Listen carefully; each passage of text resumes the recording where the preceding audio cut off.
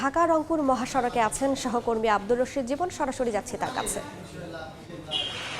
2015 সালে প্রথম কিন্তু দেশের মহাসড়কগুলোতে থ্রি হুইলার এবং অটো যে রয়েছে সিএনজি সেইগুলো কিন্তু চলার বিরুদ্ধে কিন্তু একটি আসলে আইন করা হয় যেন মহাসড়কগুলোতে এই 3 চাকার যানবাহন না চলা হয়। কিন্তু তারপরে কিন্তু দীর্ঘ 9 বছর পেরিয়ে গেছে, তারপরে কিন্তু আমরা সেই যে নির্দেশনা সেই নির্দেশনার কিন্তু বাস্তবায়ন কিন্তু আমরা দেখিনি। এবং এই থ্রি হুইলার চালিত যে রিক্সাগুলো রয়েছে, অটোগুলো রয়েছে, সিএনজি গুলো রয়েছে, এইগুলোর চাপে কিন্তু আসলে আমরা যেটি দেখছি যে মহাসড়কে কিন্তু বেশিরভাগ সময় কিন্তু সড়ক দুর্ঘটনা ঘটছে। এবং এই সড়ক দুর্ঘটনা ঘটার কারণে কিন্তু আসলে বেশিরভাগ সময় কিন্তু আমরা যদি দেখছি কারণ হিসেবে এই থ্রি হুইলারের যে দৌরাত্ম্য সেটিকেই কিন্তু ধরা হচ্ছে। এবং এই যে থ্রি হুইলারের কারণে যে দুর্ঘটনাগুলো ঘটছে, এই ঘটনাগুলো কিন্তু দুর্ঘটনার ক্রমেই কিন্তু বাড়তি হচ্ছে।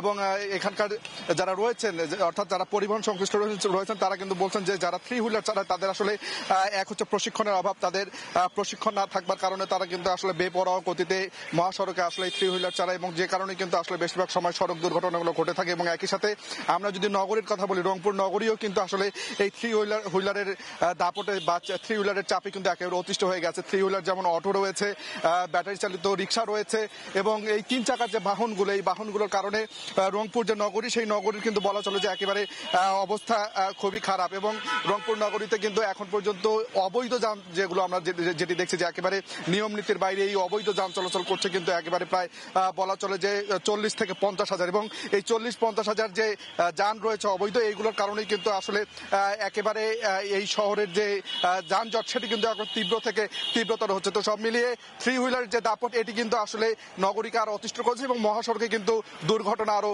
বাড়িয়ে তুলছে। তো সব মিলিয়ে এই ছিল রংপুর থেকে সবশেষ। সরাসরি যুক্ত ছিলাম রংপুরে।